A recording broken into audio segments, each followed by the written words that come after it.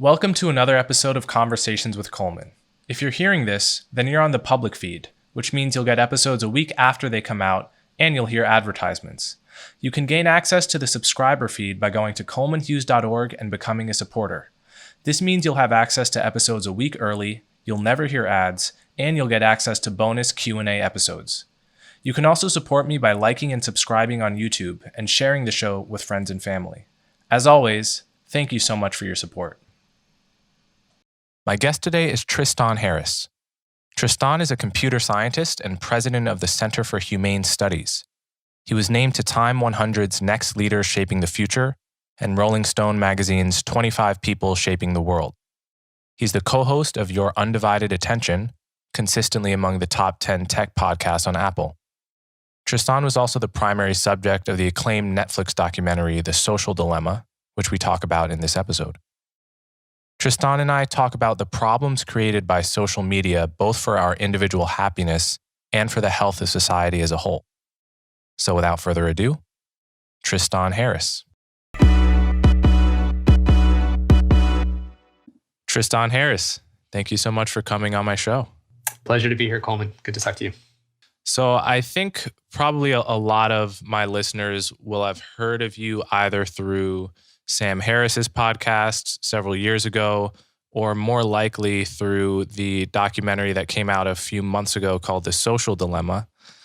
And you were featured prominently in that documentary, and the quote that's circulated about you is that you're the closest thing Silicon Valley has to a conscience, which is a great quote that you've probably heard.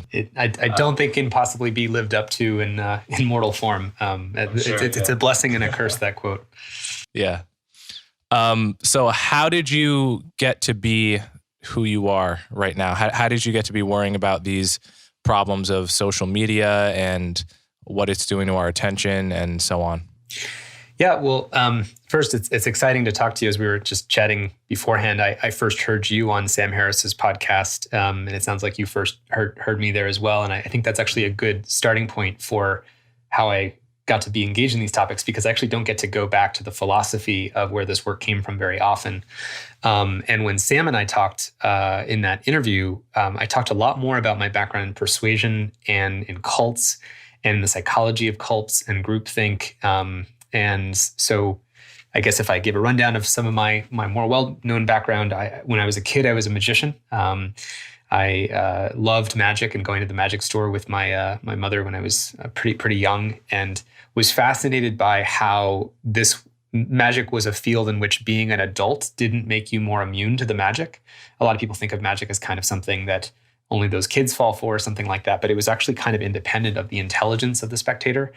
And it really said something profound about the human mind being more vulnerable to influence than we give it credit for.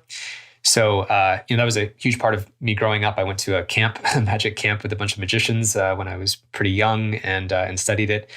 And then later, in my background at Stanford, I studied computer science and worked at Apple and did user interface engineering, and was really fascinated by human-computer interaction, which was my focus of discipline at Stanford.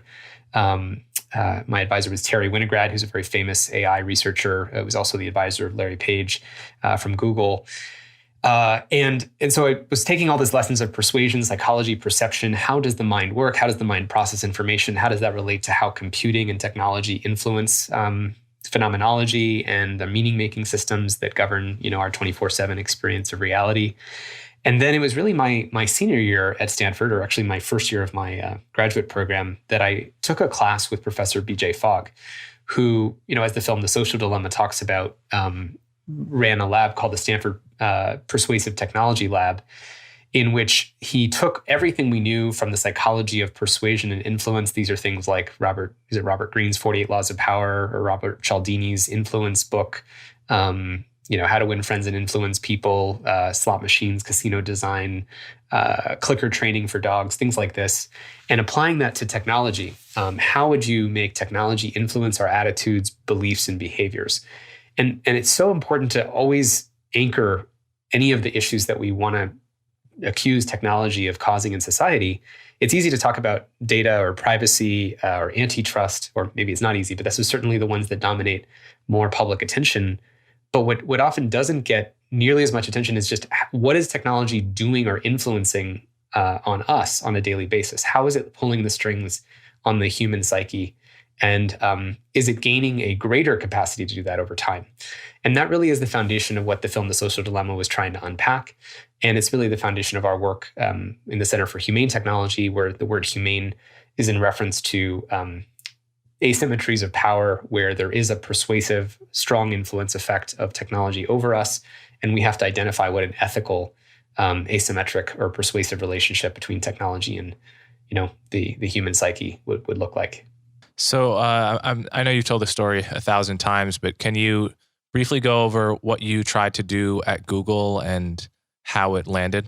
Yeah, so I was a technology entrepreneur. So first of all, I left Stanford. I started a tech company called Apture. I raised venture capital. I say this because I think oftentimes people hear about technology, critics of technology or social media who they just don't understand, how we in the tech industry actually do things. And what was different a little bit about my story is I was friends with a lot of the people who built some of these products. In fact, when going to college with the founders of Instagram and starting a tech company myself and going through that process with many people of my cohort that year, I'm the same age as Mark Zuckerberg. So a lot of people in my classmates were going off to work at Facebook in the early days.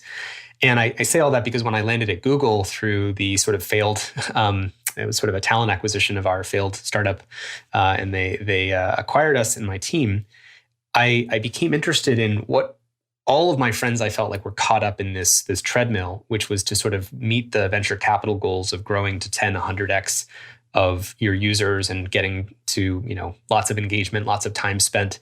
And that I saw this kind of lie that we were telling ourselves in the tech industry that our mission was to make the world more open and connected. We can blah, blah, blah, say what we want. That's what our stated mission or goal is. At the end of the day, the metrics that the engineers measured was really about engagement and time.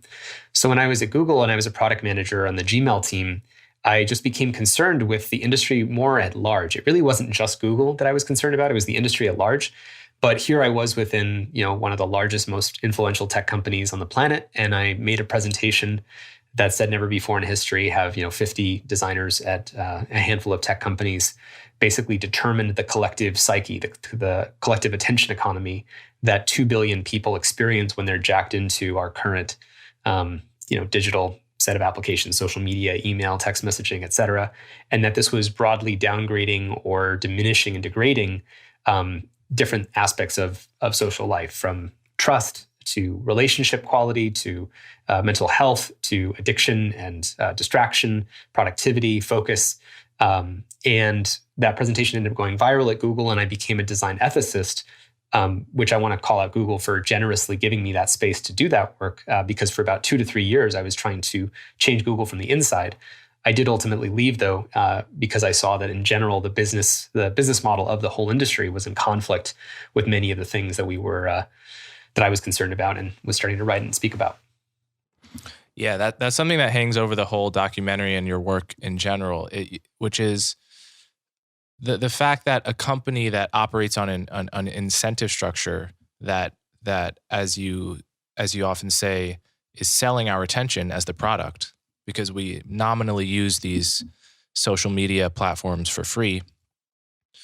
They actually don't have the incentive structure that makes it possible to reform themselves. And the analogy that really struck me, kept coming up while I was watching the documentary was just the analogy of food or candy companies. And I remember my mother growing up, she grew up in a very poor background in the Bronx. And she ended up escaping poverty and working at a marketing company at M&M Mars and was very high up. And one day she walked into the boardroom and they were speaking about where the metrics on the candy, on the Mars bars or whatever they were selling in the 80s. And they said that they were very happy because they were, quote, over-indexing on kids from her neighborhood in the Bronx. And that was a point of celebration. And that's one way to frame it. Another way to frame it is we're selling a lot of candy to poor kids that aren't eating breakfast and aren't aware of the long-term ramifications of too much sugar consumption. And, it's akin to asking a company like that, which is filled with normal people, right? Not evil masterminds, hell-bent on giving the world diabetes, but it's akin to asking them to regulate themselves and to sort of voluntarily scale back this insane drug, called sugar. And so that analogy of sort of food and candy, but it kept recurring to me while watching the Social Dilemma. Is that a parallel you think makes sense? Yeah, in fact, deeply, because one of the books that I read early on in this work, I think it was like 2012 or 13, was Salt, Sugar, Fat by Michael Moss at the New York Times, where he talks about the history of the food industry basically as a game theoretic contest between who can basically more cleverly combine just 3 simple ingredients, salt, sugar, and fat. And that the more interesting, almost like we do, drug discovery and AI, where you like have the AIs sort of calculate new combinations of things to sort of figure out what kind of drugs would solve various health issues in society. This is sort of the opposite, where you have food companies figuring out, hey, can we actually change what's called the mouthfeel of Cheetos? Can we have it dissolve faster? Can that get people to eat more? Hey, if we mechanically tenderize meat, do people chew more of it and buy more McDonald's because half the chewing has been done by a machine that's tenderizing the meat for them before they eat it? You end up with cereal where they combine different kind of elements together. And in general, it's this race to sort of reverse engineer the gustatory aspects of the human sort of nervous system to be maximally responsive. And much like in the attention economy, where there's a finite amount of attention that each of these companies in the digital sphere is competing for, can YouTube get the 30 minutes or can Netflix get the 30 minutes? In this case, in the food environment, there's a finite stomach share. And they used to talk about it as stomach share. And it's a win-lose game. So if they don't take it, the other guys will. And in fact, there was in this book, Salt, Sugar, Fat, documenting, I think it was either in the late 90s or it might have happened twice. They had all the food companies gather in kind of a meeting like you're talking about, where they basically said, hey, can we regulate ourselves? Are we causing diabetes? They actually had food scientists talk about the trends of increasing diabetes, increasing obesity. And they said, do we have a role in this? And there was an attempt to try to create almost like a Geneva Convention for putting caps on the amount of salt, sugar, and fat in these products. And in fact, one of the CEOs, it becomes a classic multipolar trap, where if I don't do it, the other guys will. And so it's a race for who has the least ethics, basically, who's most sociopathic, who's willing to just simply do the thing that works at getting the kids to, eat the Mars bars or whatever, or getting the teenage kids to, addicted to looking at photos of their friends. And in the case here, I think it was General Mills, Betsy Hall, I can't remember the name of the CEO, but she put limits of the amount of salt, sugar, and fat in her food company. And they did that at the same time that their competitors' products actually increased revenues. Theirs flatlined. And there was literally documented in the book a call with the Wall Street analysts who said, hey, why is your revenue flatlining? And the CEO explained that they put in these limits for salt, sugar, and fat. They actually kicked out the CEO, removed the caps on salt, sugar, and fat, and went back to business as usual. And this is very reflective of what we're seeing in technology, where Facebook adopted this phrase, time well spent, which is some of the 4 years ago version of some of our work, the Center for Humane Technology. And they supposedly changed their mission statement of Facebook to not maximize for time spent. But then ultimately, they ended up kind of repealing the limits on time spent that they were willing to sacrifice, and they're kind of going back to maximizing time on site, which is exactly what got us into this situation in the first place. Yeah. And I think there's another parallel too, and you mentioned this, I think it was you that mentioned it in the documentary, which is just that we're hardwired to just crave sugar, and in the environment we would have evolved in, you probably were never finding anything sweeter than an apple. We're hardwired to crave connection and seeing what our friends are up to, and being on the constant seesaw of social approval and disapproval.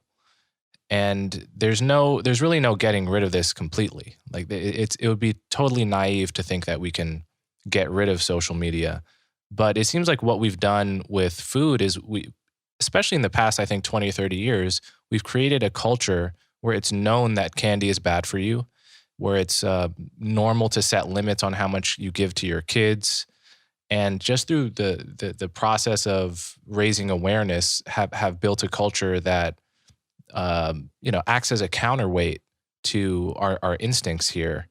And I think I'm beginning to see that happening around technology. I have one friend who has some app on her phone that makes the whole thing black and white to be sort of less appealing. I'm sure you know of a lot of tools people are using like this. Are you have you been sort of behind the scenes of the creation of any of these kinds of things, or what can you tell my listeners about these kind of tools to save your attention?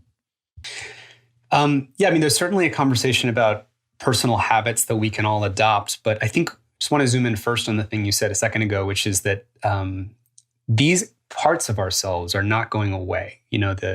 Our attraction to salt, sugar, and fat are going to be there for the rest of time. As I remember talking to Sam on his podcast 4 or 5 years ago, saying, imagine you can beam enlightenment down into an ant body, and so the ant like wakes up and its eyes sort of like blow, open up, and it sort of has the knowledge of the universe. It has Einstein's theories of, physics and everything. And it's still trapped in an ant's body. So if those pheromones come along, it's still going to do and want what an ant does and wants, right? And we're, I think, an interesting reflection of that same impulse. We have the primal lower level parts of ourselves.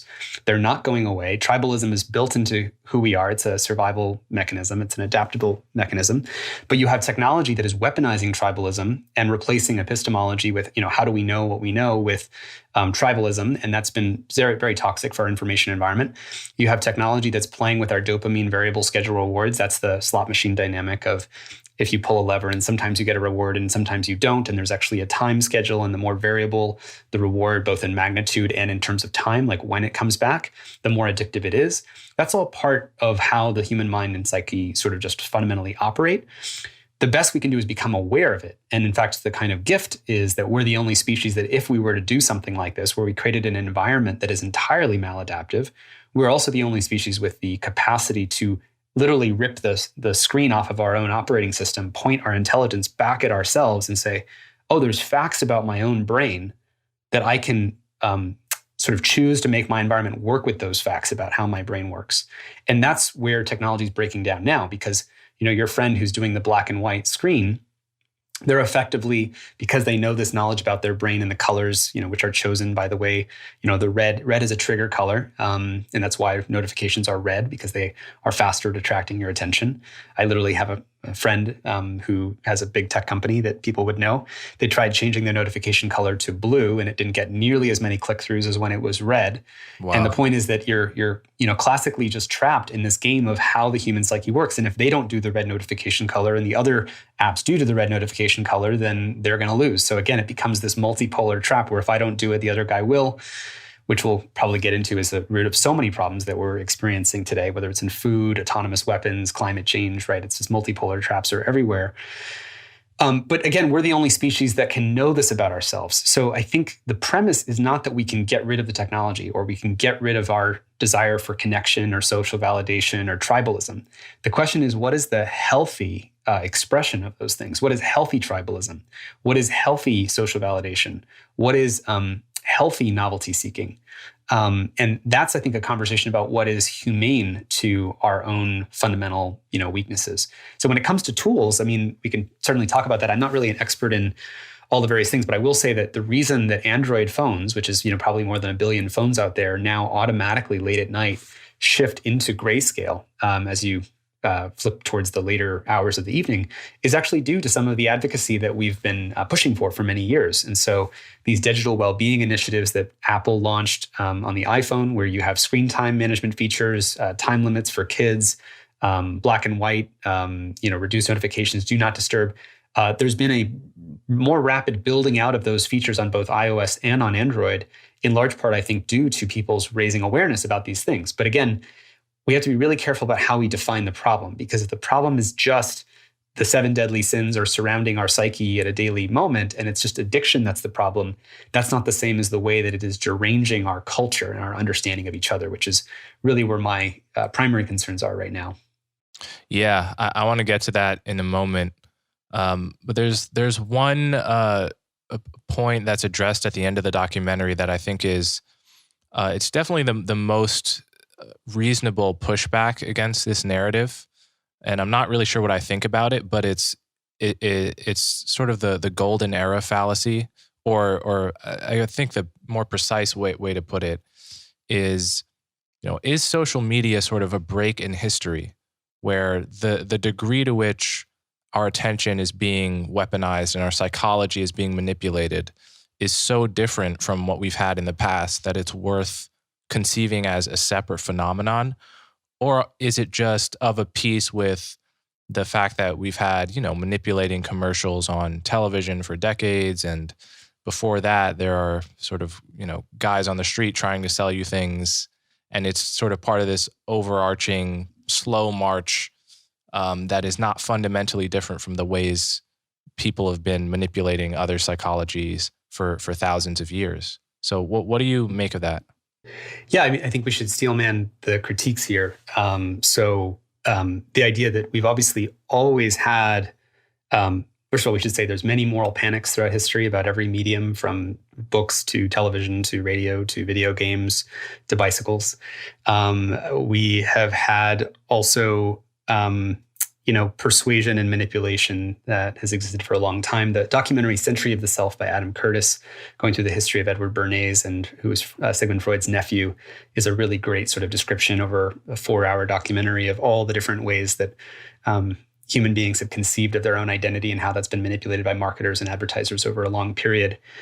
But what's new here is, and when we say manipulation, I want to caution listeners to not think about advertisements. I want them to think about the environment that is their daily social media environment. So think of, there you are in TikTok.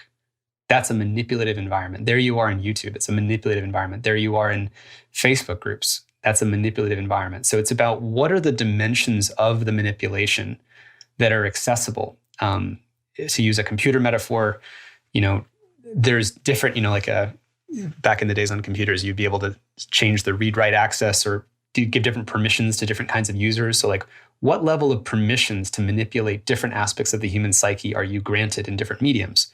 So a book had very limited abilities to influence you.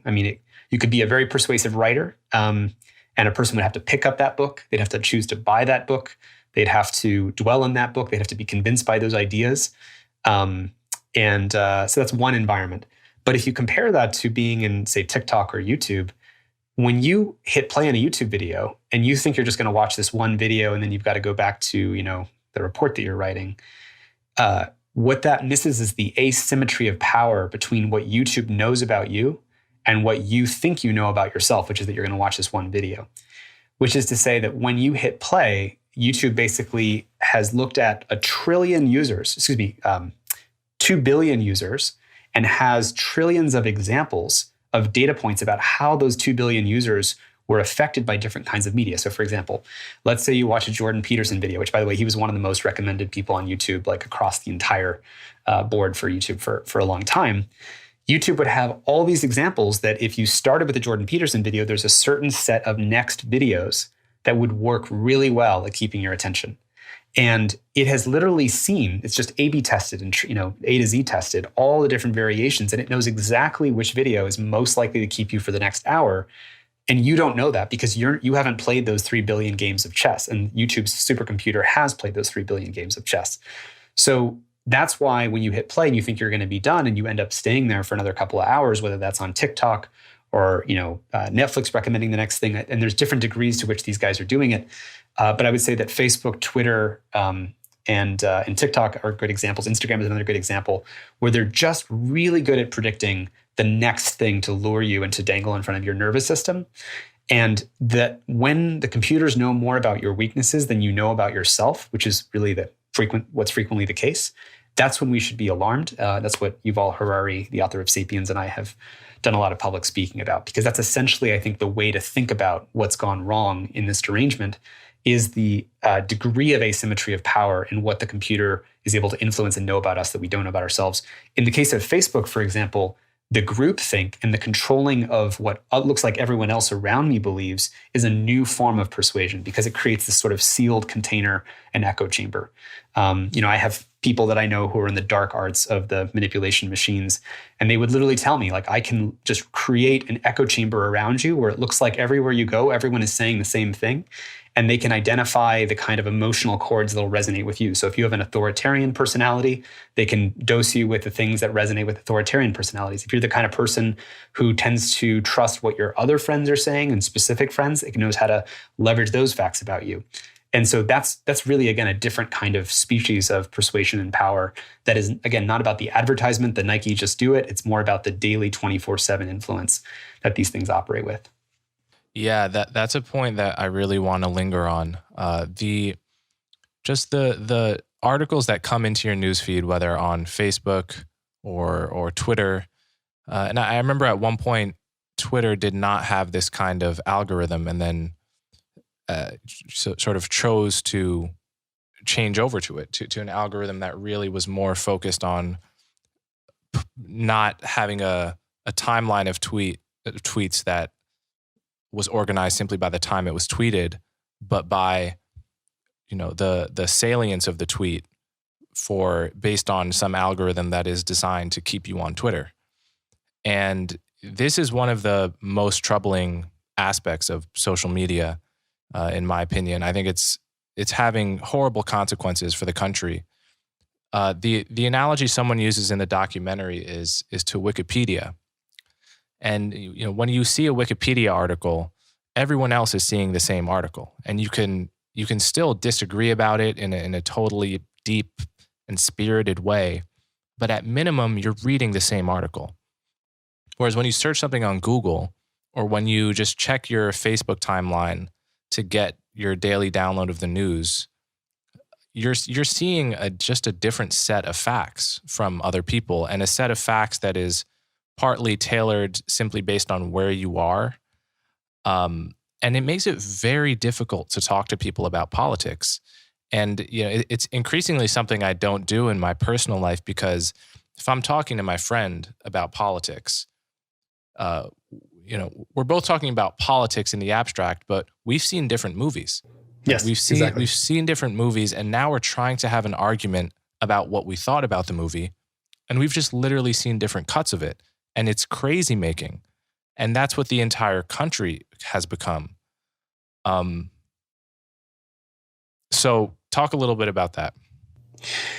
Yeah, this really is where we focus most of our attention, because it's really the invisible existential kind of level threat. Because whether we care about climate change, which we have very limited time to take, a World War II level degree of mobilization to have a hope of dealing with, or you take racial injustice, or you take inequality, all of these things depend on having some shared view of reality that is increasingly impossible to find, because, as you said, it's not just that today, if you go to social media, you're seeing a different set of newsfeed facts and posts than someone else is seeing.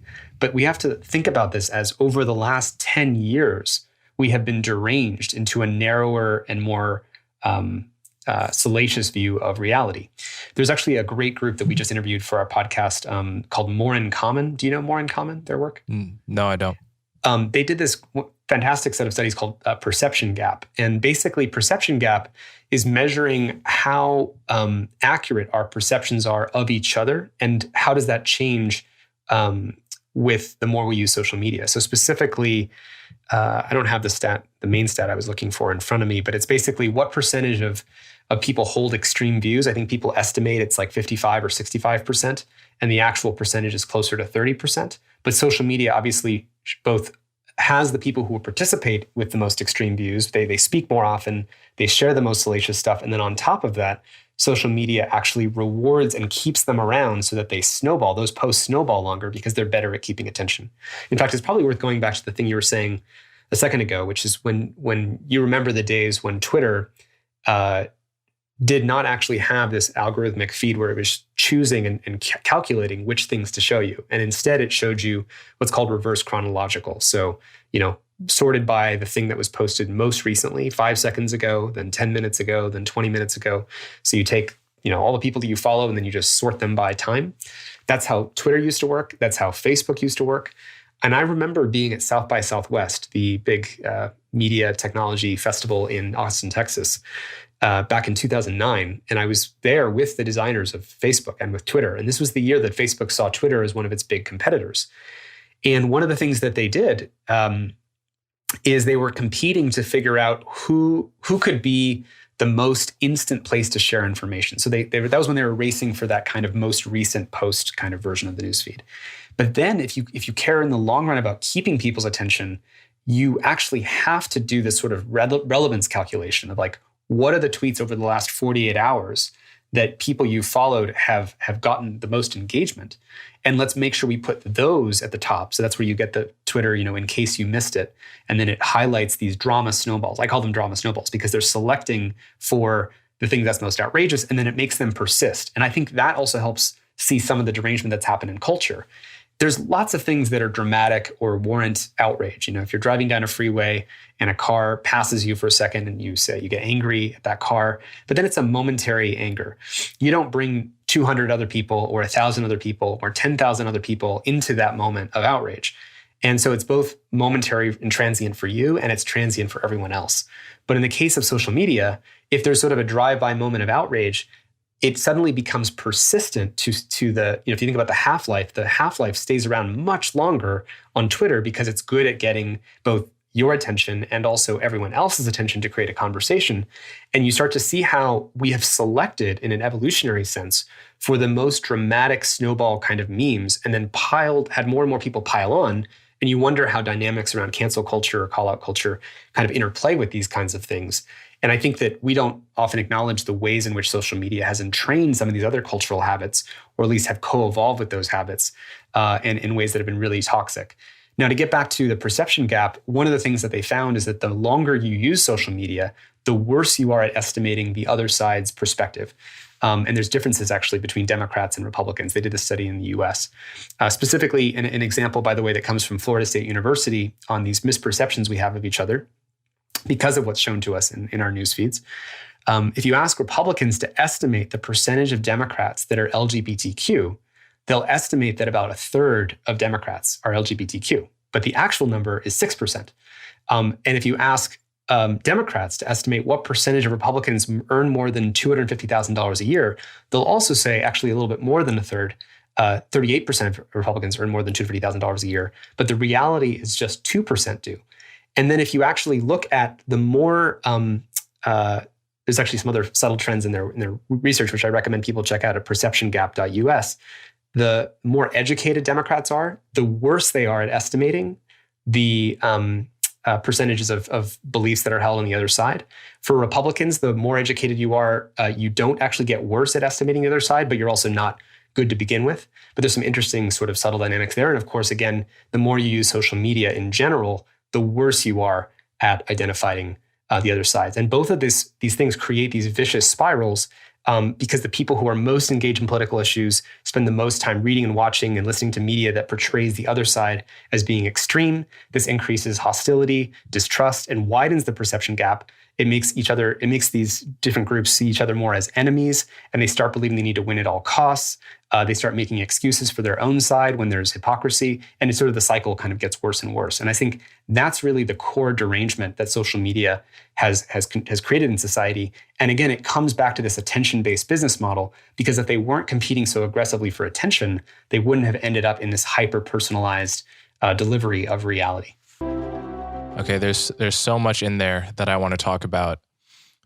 One of the first and most troubling things I notice about the moral of that story you just told, which I agree with, is that it suggests that becoming more informed is not the answer that is going to work at scale. Like normally when we think we have political problems in this culture, in this country, we have a political culture that we want to improve.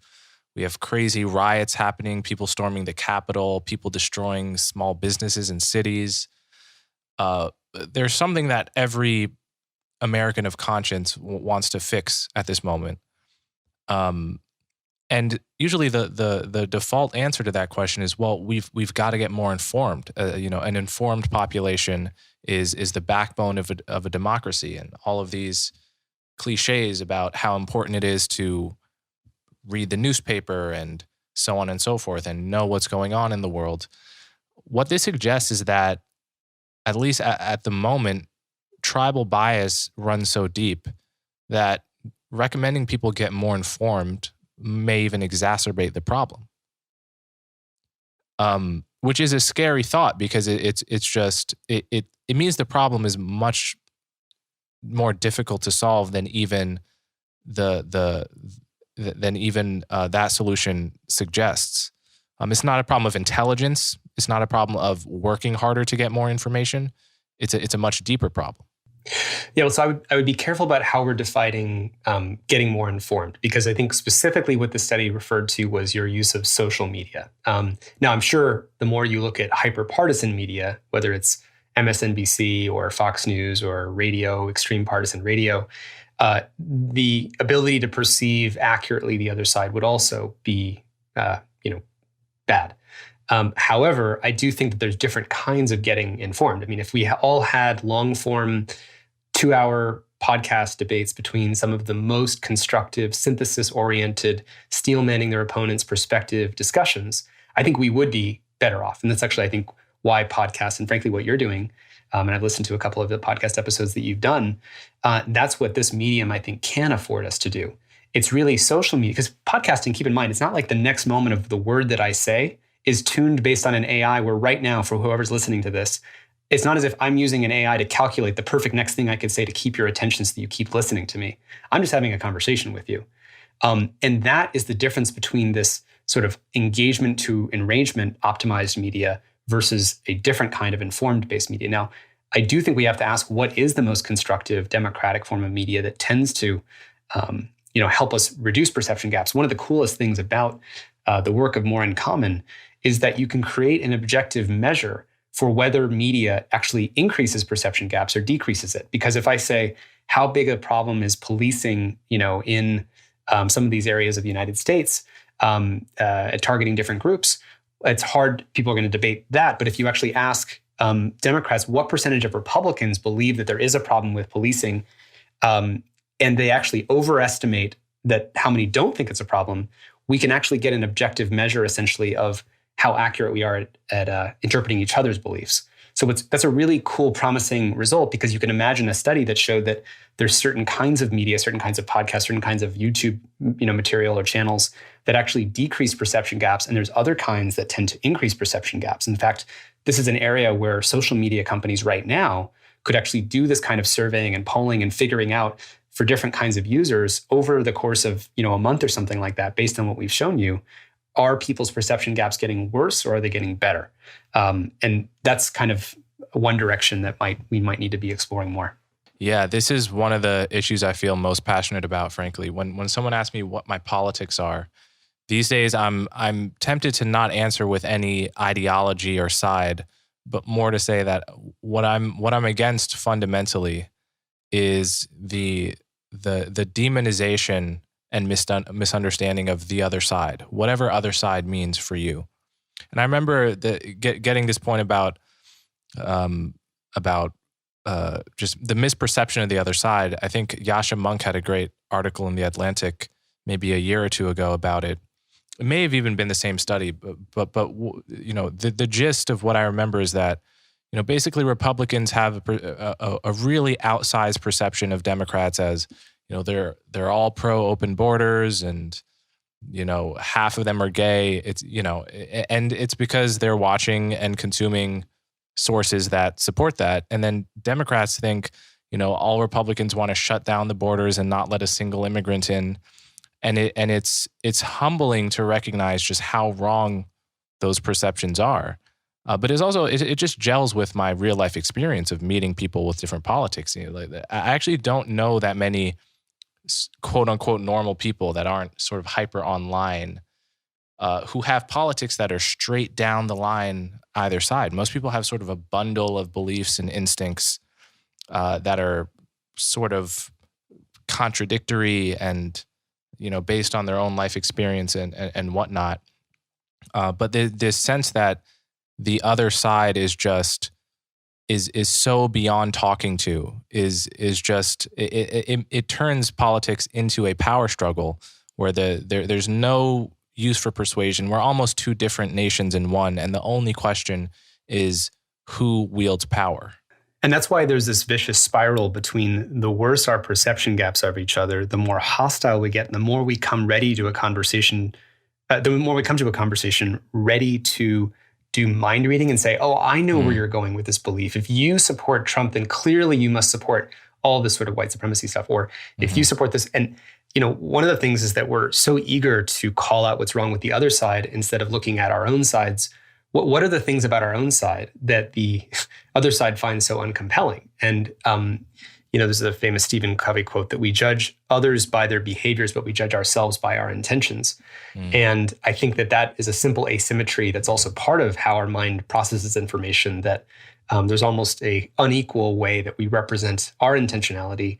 And we assume that if you're doing the other thing, that you have these awful intentions, but we grant ourselves much more liberty, or someone who's on our side. So if you're on the Biden side and he does something that you think that might be distasteful, but you say, but I trust his intentions because he's on my side.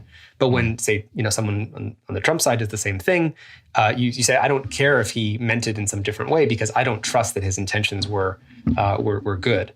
And I think social media, again, has widened the basis of our perception, because you said a thing earlier, which is we've been watching different movies of reality, which means that we're actually doing confirmation bias on a different background set of facts. Like, for example, I actually spend a lot of time trying to understand how the media on both sides are missing each other and what they're trying to point out as hypocrisy or sort of bias or distortion or reporting. And, there's this thing about, did Trump recommend that people drink bleach? People think that he did. I'm not saying that that I endorse how President Trump talked about the pandemic, and he was, I think, horrible for just about so much of the pandemic. But if you look at the actual transcript, people on the right say, well, he didn't actually say drink bleach. He questioned it. He referred to the Deborah Birx and sort of asked her this sort of question. And then Clorox and Lysol came out with statements afterwards saying, no, please don't drink bleach. In other words, people interpreted the kind of the end result of his communication as he was endorsing drinking bleach. And then people on the right look at it saying, look, the media wants to sort of make a cartoon of his speech and say that he said something that he didn't say.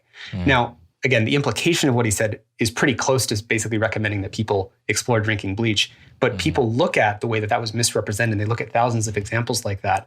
And that's what I'm trying to figure out. What would it take for us to be more humble about what we know?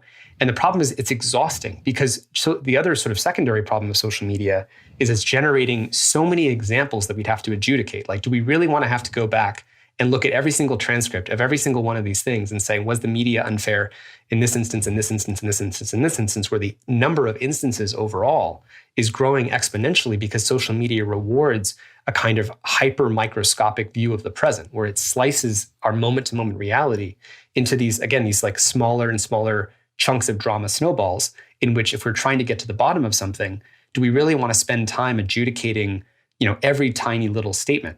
Or would we be better off realizing that we've collectively been deranged by this process, and that we need to actually kind of hit a reset button? Because I don't know another way that, whether it's climate change or some of these other things we're trying to tackle, that we're actually going to get there unless we realize that we've been distorted in such a big way. Yeah, it's really, really concerning. And another thing I've noticed sort of while thinking about this and watching the documentary was, I think there are a lot of smart people or people that are simply, fed up with the sort of polarization and of cable news, especially, that have come to notice and become angry at hypocrisy and bias on both sides. They see Fox News and MSNBC, and obviously there are folks that are just hook, line, and sinker on either side. But there's a large number of people that I think view both with some annoyance and frustration at the level of one-sidedness and bias. And what I've noticed, though, is that people don't have that same level of anger and frustration with regard to their own news feeds, which are equally biased, but seem for whatever reason to be mine or tailored to me or somehow more objective or benign, right? So that feeling of anger you get from even if you're a pretty even-handed person, you don't really get that same sense when your Twitter is perfectly curated to show you not only the things that you agree with most, but the worst versions of the disagreements, right? The versions of the other side that are likely to anger you most, not likely to make you think. So this is a very difficult situation to get around. Have you heard of Cass Sunstein at all? Oh yeah, I know Cass, and been a big basis for informing our work and the behavioral economics lens in general from both Cass and Daniel Kahneman have been really critical. I just want to add one quick thing to what you're saying.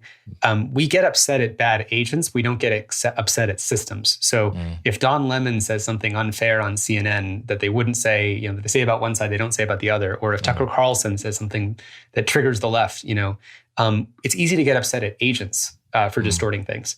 But we don't get upset, we can get upset at Exxon for climate change, but it's really hard to get upset at climate change, the system. And I think what we have is this source of a social climate change of culture that is hard to get people upset at, even though it actually is responsible for more bias, more distortion, because there's no specific agent that is doing the distorting. I mean, there is a Twitter algorithm that is distorting. There is a Facebook algorithm. There's a Facebook recommended groups feature that has, pushed people into extremist groups and QAnon and all these other things. But it's harder to get people upset at these invisible systems and these man behind the curtain type diffuse derangement processes than it is to get people upset at one person. I think, watching that documentary, all of the people that used to work at Google, Facebook, and Twitter saying, yeah, we built these terrible systems, they're all pretty likable people. And, even someone who has a little bit of a colder persona or way of presenting himself, like Zuckerberg, if he were gone tomorrow, someone would replace him the next day that is in the same exact incentive structure. Yeah. So yeah, this is a very difficult problem. I think it may also be one that is getting worse in the context of a lockdown, because people just have so much more time to consume, screen material and not interact with others. People have a good reason to not interact with others. And it's very easy to lose touch, to go down conspiracy rabbit holes when you're stuck inside all day. And I've noticed this with some people. What have you noticed? Well, I've just, I have one friend who I recently talked to who has just totally gone down the rabbit hole on crazy conspiracies, right? And this is a smart guy who, the latest one he was talking to me about was that Big Pharma is trying to turn people gay using SSRIs, right? I don't know how, but he knows a lot about it, and there's a lot to know. There's a lot of dots to connect, and if it were a movie, I could see how it would be a very interesting film, but it's psycho. And I have to think, I have another friend as well who's just an extremely social person that makes sense of his life through socializing largely, and now is just stuck at home with his parents and is not doing well, is just becoming paranoid about friendships he had never before become paranoid about. And I have to think that this kind of thing is going on all over the country, perhaps all over the world. I do want to touch a little bit on the mental health aspect of this a little bit more. I remember reading Jean Twenge's, I believe you pronounce her name, Jean Twenge's book, iGen, a few years ago, and being really just bowled over by some of the things that she was saying in that book, the trend of people sort of born right when I was born, 96 and later, and especially girls suffering horrible declines in mental health, likely as a result of social media, increased suicide rate, increased admissions to hospitals for self-harm. So can you talk a little bit about that and how you see that playing out right now? Yeah. So this is yet another one of the harms that was talked about in The Social Dilemma is obviously to teenage mental health. But really, it's just the same thing that we all experience. It's just teenagers are more affected by some of the dynamics. It actually, when I was first doing this work and was reading Michael Moss's Salt, Sugar, Fat book, which we talked about earlier, it mirrors what was said there, which is that, all human social primates respond to glucose and sugar, right? Like we are all attracted to it. But if you look at kids, actually, the sort of dose response of how much they go for it is just much, much, much higher. So if you look at, for example, negativity bias, right? So our minds are especially tuned to pay attention to negative information about us over positive information because it's more evolutionarily important for our survival and fitness. So the example there is if you post something on Instagram and you got, 100 comments and 99 of the comments are positive, but one of the comments is negative. If your brain was a neutral attention-seeking machine, it would just do a weighted analysis that says, okay, I've got 99 positive comments. I should probably take those in. I've got one tiny little negative comment. Instead, is that the proportion of attention that our minds deliver us? No, obviously. And are we as, adults, you, Coleman, and I, unique in our experience? Or do you think this is basically common and universal? It's universal. And are children, though, even more vulnerable to this sort of negativity bias? Like, absolutely. So this is just one of those things that's true about all of us, or social validation. I mean, the number of likes. So if you post something, you post this podcast, and maybe you're excited about when this podcast goes out, and you do a little extra tweet thread about it or something. 10 minutes later and you go back and see, do I have, any likes on it? Did people say anything interesting on it? We're all vulnerable to checking what other people say and think about us. Again, but teenagers are even more vulnerable to that. I think when it comes to some of the really dark trends that are talked about in the film around self-harm, high depressive symptoms for especially 13 to 17-year-olds, I believe teenage girls mainly, although boys have their own issues. There's a lot of different factors. I think there's the research between Jean Twenge and Jonathan Haidt, who I'd recommend people check out his work in Coddling of the American Mind, delves more into it. I just think from a design feature, the idea that people are rewarded for a life that they're not actually living, that you get more likes, you get more comments when you do a filter on your photo that is enhancing your appearance in ways that is not. You get less likes and comments when you are not enhancing your photos and enhancing your own beauty. Again, is this any different from makeup, or is this any different from advertising to teenage girls about appearance or things like that? But we're subjecting especially young girls to emphasize their image to other people online from a very early age. If you look at things like Snapchat, that they have these beautification filters where you hit a button and it plumps up your lips and your cheeks and makes your eyeballs just slightly bigger, and it just does these subtle things that are basically just like a instant Botox in the form of a digital AI filter, and they get way more comments and feedback when they are that way. And again, it's sort of subconsciously a message that people will like you when you look different or you are different than who you actually are, and that is setting up kind of an identity bargain that is unsustainable for, I think, the very vulnerable developmental period of who we are when we're figuring out who we are. That's another thing I think that's also subtle about social media is, as young people, if you had Piaget or people who studied child psychology, they would tell you that it's important that we're able to try on different identities when we're young. We should be able to try on being a goth. We should be able to try out being a hip hop person. We should be able to try on being formal and informal and a goth or whatever it is. And we don't really get that chance because we're basically we're judged constantly by how we showed up. And the more you experiment, the more you're going to be sort of beaten up by the group. And so again, this kind of constant panopticon of surveillance for how we look like, what we say, what we do.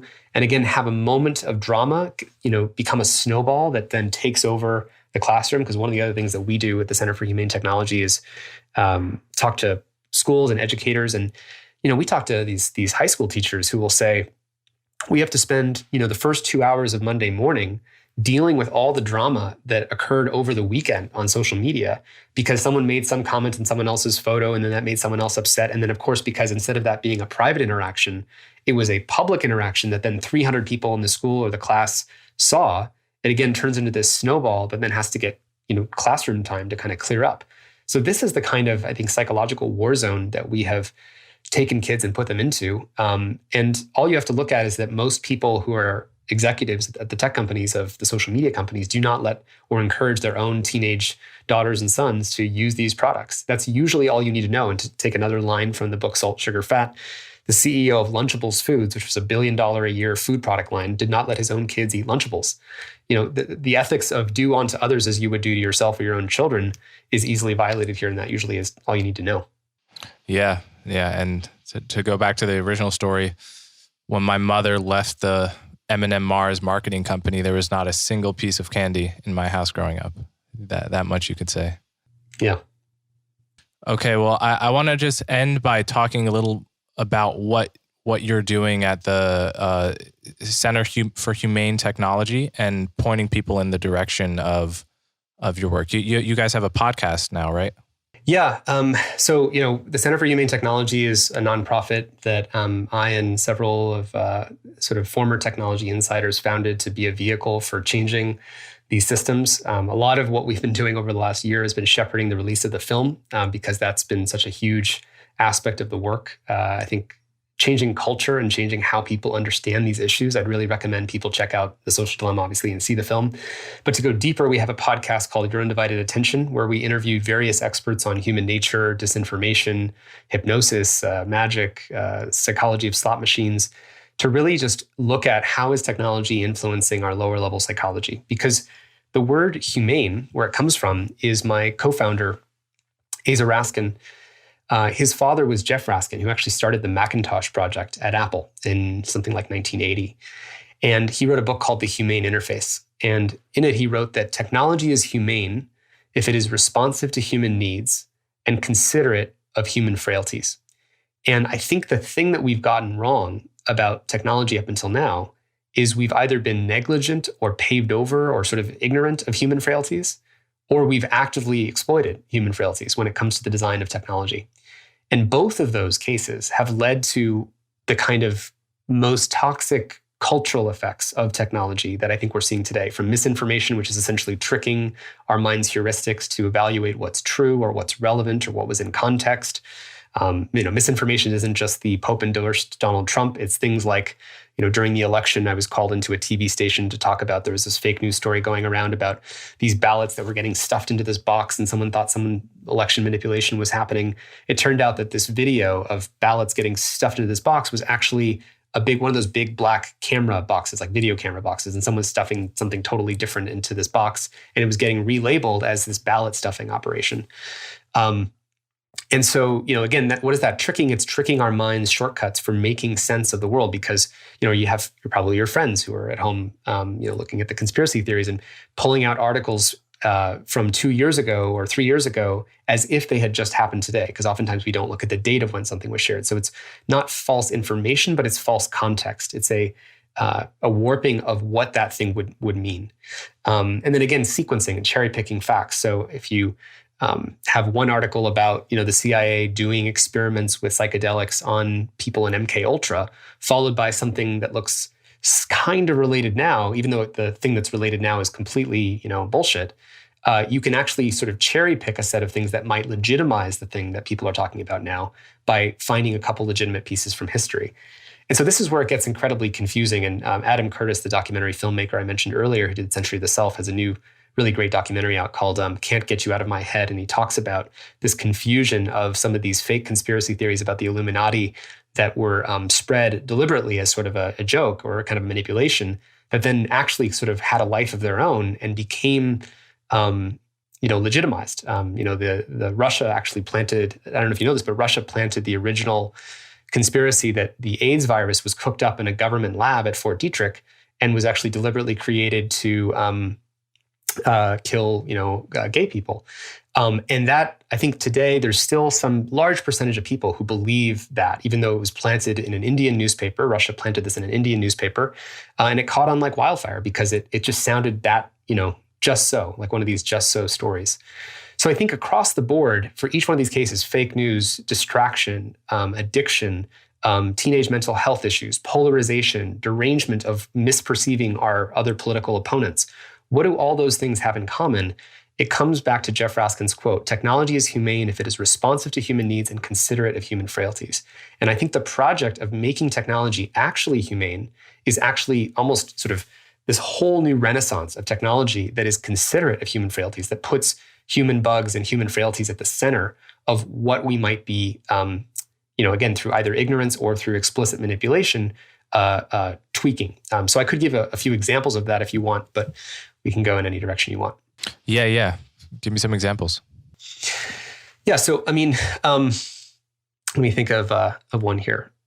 It's funny, when we think about humane technology, I often actually go back to some of the wisdom traditions, because usually there's, the wisdom traditions are often identifying some fact about human nature, and then, which is some primal fact about ourselves that we have to not necessarily overcome, but live in healthy balance with. So an example is the Serenity Prayer. What is it? God, give me the wisdom to, accept the things that I can't change, to change the things that I can, and have the wisdom to tell the difference.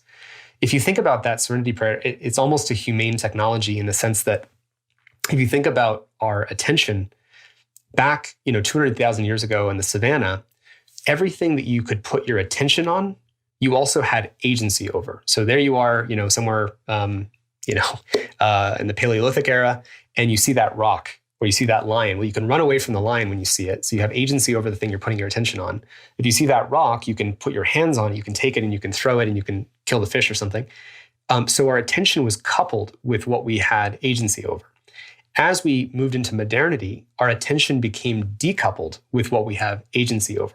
Increasingly, the things that we're putting attention on are not things that we have some kind of physical ability to manipulate or change. And social media is the most extreme version of that decoupling, because you're constantly presented with things that make you angry, that are far beyond your control or way out there. Or even when you are, quote unquote, optimistically giving people true information about climate change or racial injustice or something that really matters to you, oftentimes it's done so in a way that produces learned helplessness. And imagine if technology today is inhumane because it's blind to this, the fact that our minds are not able to discern what we have agency over and what we don't. Humane technology would be aware of what we have agency over and help us, like the Serenity Prayer, put our attention on the things that we can actually change. And can you imagine if on a daily basis, just think about the percentage of your day that you're using technology. And instead of most of your attention going to things that you have no agency over, and then on those, if you just think about the zooming out and the treadmill of all those days adding up, and a week passes by and a month passes by and nothing really changed. Like none of the issues you really care about changed. Your own life didn't change. Your relationships didn't change because you were constantly paying attention to things that you couldn't do anything about. Whereas imagine a different kind of technology where in this subtle way, and I'm not going to paint out exactly how it works, but the insight and the principle is technology that helped us focus our attention on the things that we actually had agency over. So on a weekly basis, you started seeing things in your life get better. You started seeing things in the world that you were trying to change, whether it's passing a climate policy in your local city or town district, and any of these things that are local, that are high agency, going to a bank and switching to a credit union from a major bank, which is actually one of the best ways of fighting climate change, is getting more people to switch to credit unions. There's all these subtle things that we can actually do that are more systemically organized, that actually have impact systemically, but technology is not steering us in those directions. And to take the work of Cass Sunstein, who you mentioned earlier, who does work on behavioral economics, one of our lines is we're only as good as the menus that are put in front of us, And technology is sort of the menu of choices that we're given on a daily basis of what to think about, what to do, who to get back to. Those are all framed by user interface decisions that someone at Apple made about when they made email work the way they did, or text messaging work the way they did, or someone at Facebook about when they made newsfeed work the way they did. The menus that are increasingly put in front of us are not helping us steer our attention on the things that we care about or that we can make a difference on. And a humane attention economy and a humane digital environment would be one that is about acknowledging this fact about human nature and then designing actively to support it. So there's all sorts of other examples, but that's, I think, the flavor of what the sort of humane renaissance that needs to take place would be really understanding where technology has deranged and exploited and been ignorant or negligent of these human weaknesses. Yeah. Well, on that note, it's been great to talk to you, Tristan. I think what you're doing is amazing, and I think a lot of people are seeing in their own lives, especially because of quarantine, how the whole machinery of social media and the way that we're interacting with screens is harmful both psychologically and to our entire political culture and to our future as a country. So I just direct people to your podcast and the Center for Humane Technology. Is that's what it's called?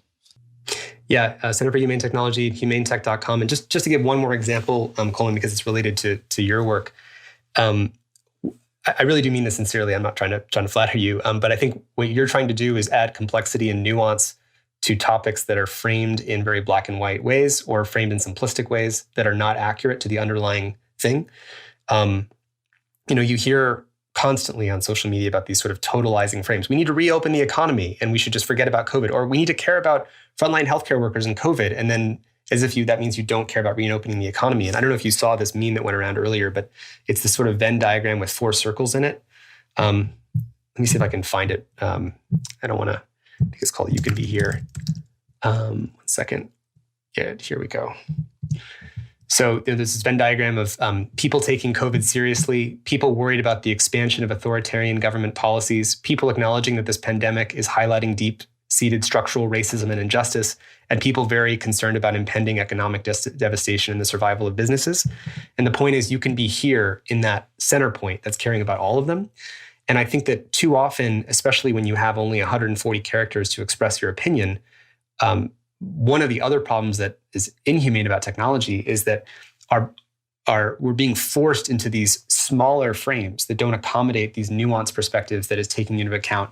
We can be concerned about these structural problems, and we can be concerned about these one-off events that happen, whether it's George Floyd or whatever the examples you cover so many on your podcast. There's a way that we can hold both perspectives. And I just think that that's part of what we really need, because technologies that is not aware of context collapse and this sort of all or nothing thinking or simplistic framing is technology that's reifying the problem that I think you're trying to address on your podcast. And I just wanted to mention that as yet another example that our brains are getting it wrong. So. Yeah, absolutely. I remember actually the first 1 or 2 weeks of the COVID pandemic, or when we really became aware of it outside of China, like mid-March or so. I remember noticing how strange and amazing and refreshing it was that I didn't feel like the topic had yet become politicized. There was I don't know if people remember this, but there was a good 1 or 2 weeks where I would read or watch TV, and I was trying to figure out what we were all trying to figure out what was the fatality rate, who is it affecting, and there was no sense that the right or the left had different priorities or different values on this. And it was just like, imagine if we treated climate change this way, right? If it was just like a problem to be solved by the best minds, and we all, we have our tribal instincts, including me, including you, including everyone, but we recognize that this is just not getting us anywhere worth going. And then, of course, a week or two in, it became one is the party of masks, one is the party of not wearing masks, and the whole machinery of political bias got imported. And now I'm reading sources and trying to read through the lines of what I'm reading and suspicious of sources I maybe shouldn't be suspicious of. Just the whole machinery of neurosis that comes with knowing you're on a politicized topic. So to the extent that we can use technology to avoid that, to prolong the period on which a topic can be apolitical, or to, God forbid, to reverse the politicization that's happened around certain topics, can only be to the good. I feel like we need a culture that recognizes when we're doing epistemology and we're trying to figure out what's true versus when we are starting with tribalism. And I think we need a social norm that is, if there's any place to maybe have some kind of call out culture, it should be calling out tribal-based ways of understanding reality. I have to admit, when I saw Tucker Carlson talk about the the Texas energy shutdown, and all these people that had this crazy cold front that's just it's killed people in Texas.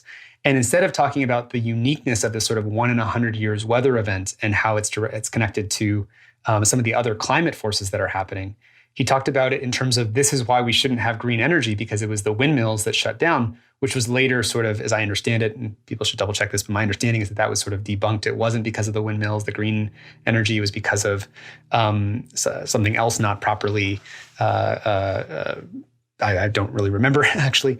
But it just struck me that this is an example where the perception, the way that this is an example of seeing two different movies of reality, of the same event where I saw what happened and said, this is an example of the impending climate catastrophe, which is going to generate so much more uncertain weather that we're going to need to take much more radical action.